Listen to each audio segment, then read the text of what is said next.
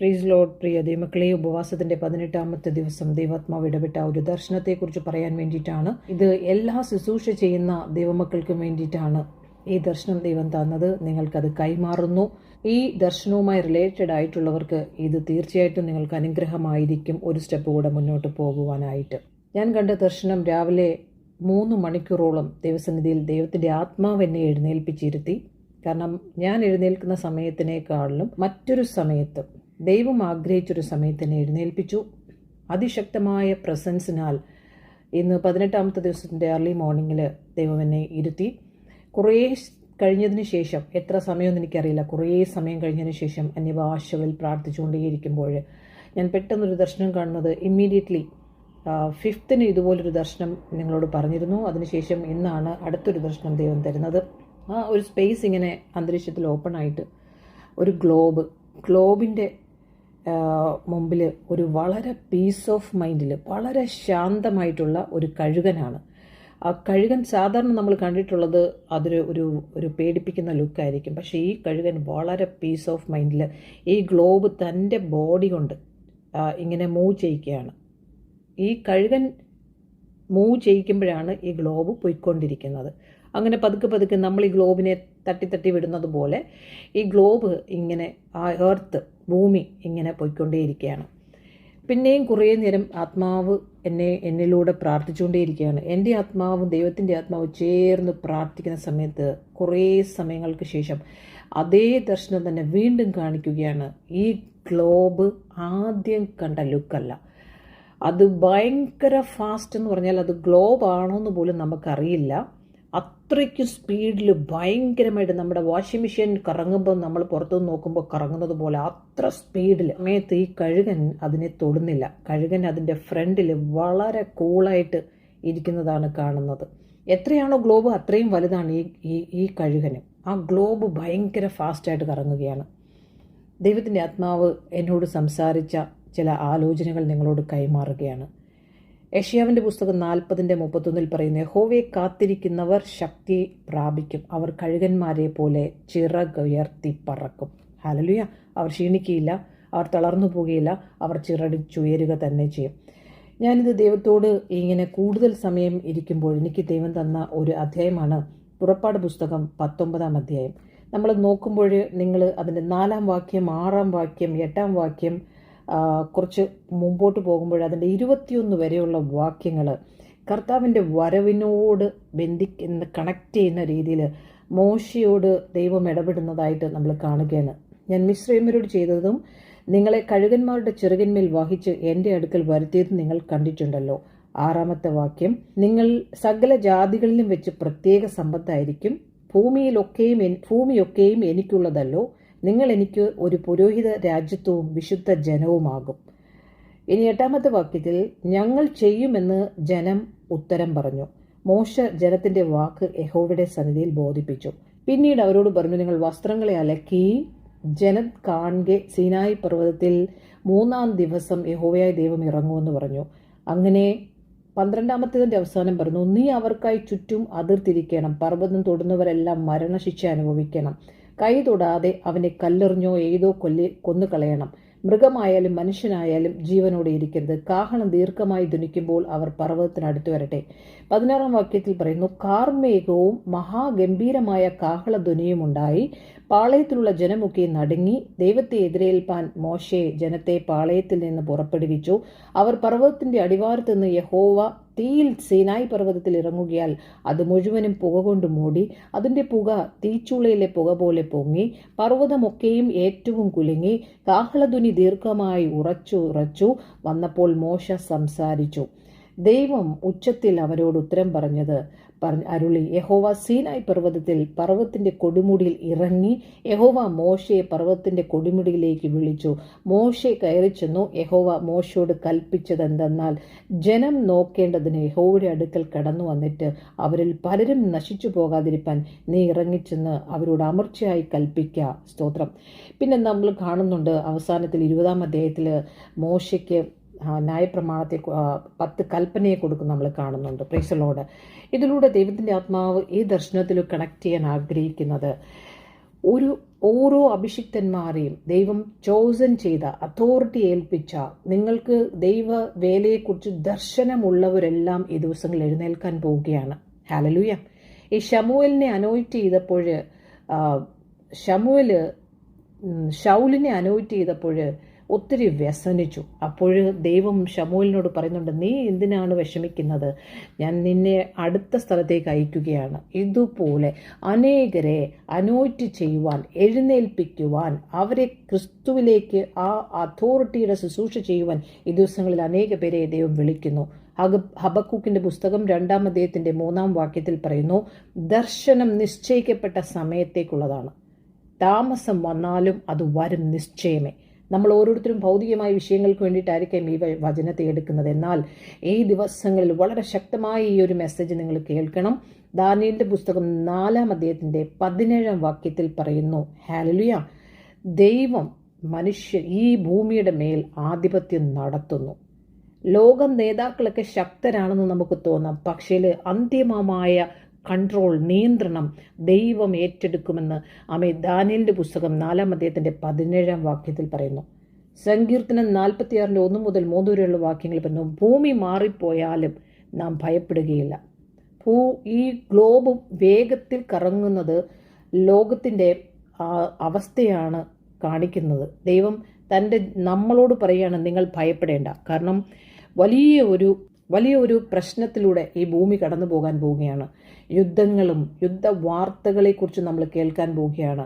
അത് മഹാമാരിയായിരിക്കാം, വ്യാധികളായിരിക്കാം, കഷ്ടങ്ങളായിരിക്കാം, വലിയ പ്രോബ്ലങ്ങളായിരിക്കാം, what ever it is, സുനാമികൾ, ഭൂകമ്പങ്ങൾ, എർത്ത്, അതുപോലെ തന്നെ ഫ്ലഡ്, ഇതുപോലെ മഹാവ്യാധികൾ, അപ്രതീക്ഷിതമായ ചില കോവിഡ് പോലെയുള്ള പ്രശ്നങ്ങൾ. ഹല്ലേലൂയ. ഇത് യേശു കർത്താവ് മുൻകൂട്ടി നമ്മളോട് പറഞ്ഞിട്ടുണ്ട്. ഇത് സഭയ്ക്കുള്ളൊരു വിളിയാണ്. റോമാലേഖനം 13-11 പറയുന്നു, ഉറക്കത്തിൽ നിന്ന് ഉണരേണ്ട സമയം വന്നിരിക്കുന്നു ദൈവമക്കളെ. ഇത് സർവ്വസഭകൾക്കും ഉണർവിന് വേണ്ടിയിട്ടുള്ള ഒരു ആഹ്വാനമാണ്.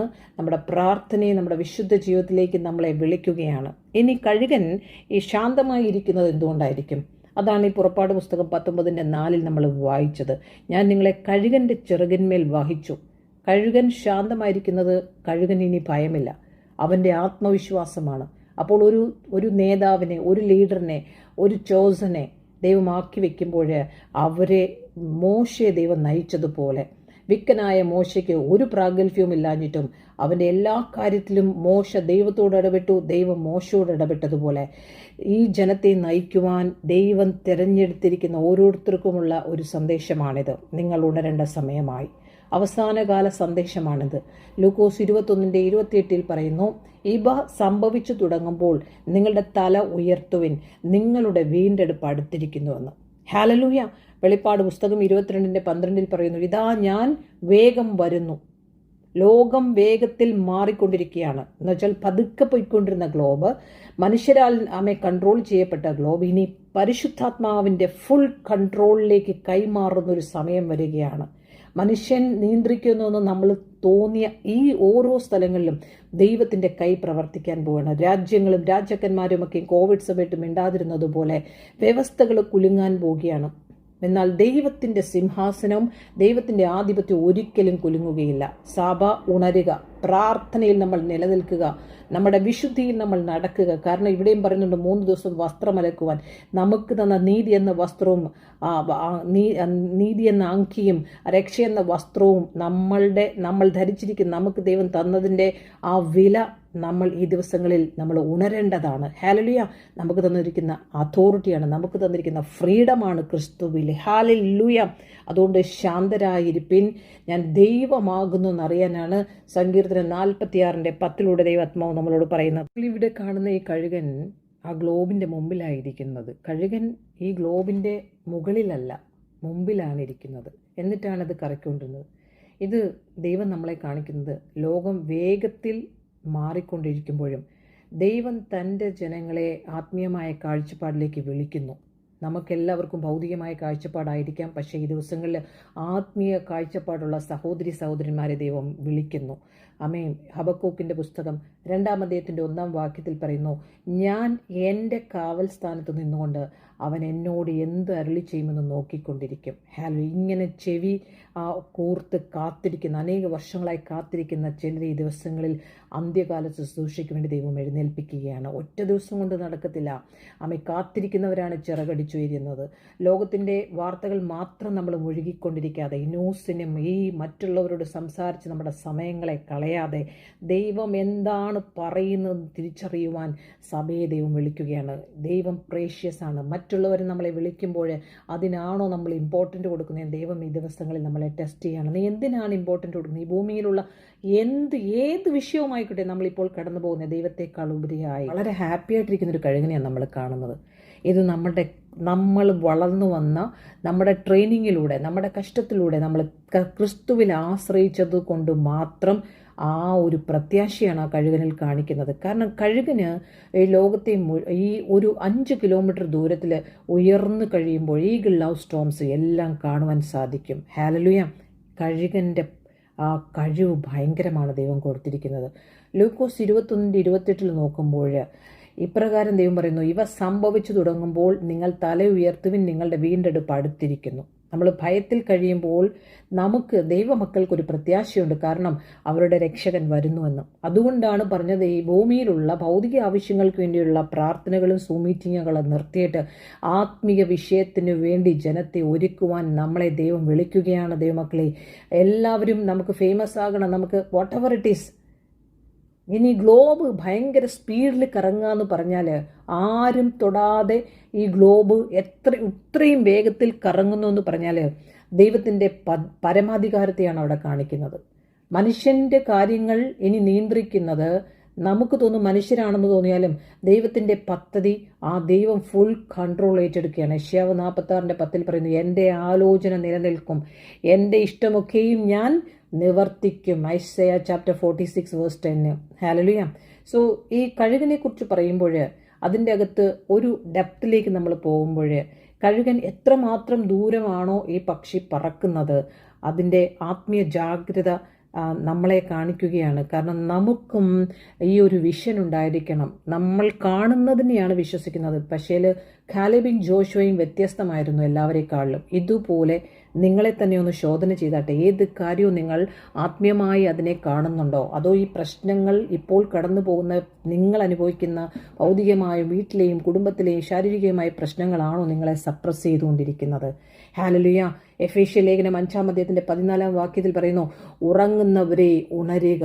ദൈവം തൻ്റെ ജനത്തെ ഈ ലോകത്തിലെ ഭൗതികമായ കാര്യങ്ങളിൽ മാത്രം നിങ്ങൾ ശ്രദ്ധ വയ്ക്കാതെ ആത്മീയമായി ഉണരുവാൻ ചോസനോട് പറയുകയാണ്. This is a warning for us. Hallelujah!